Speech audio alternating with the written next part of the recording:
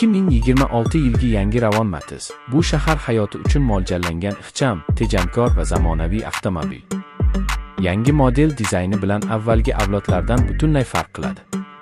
Oldi qismi yanada jozibali LED faralar, keng radiator panjarasi va aerodinamik shakli bilan e'tibor tortadi. Salon ichida esa qulaylik va texnologiya uyg'unlashgan.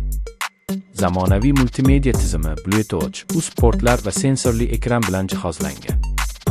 Sifatli materiallardan foydalanilgan salon, ergonomik o'rindiqlar va keng ichki joy Matizni o'z sinfida qulay avtomobillardan biriga aylantiradi. Texnik jihatdan 2026 Ravon Matiz 1,6 litrli benzinli dvigatel bilan ta'minlangan bo'lib, u tejamkor yoqilg'i sarfi va past emissiya darajasi bilan ajralib turadi. Avtomatik va mexanik transmissiya variantlari mavjud.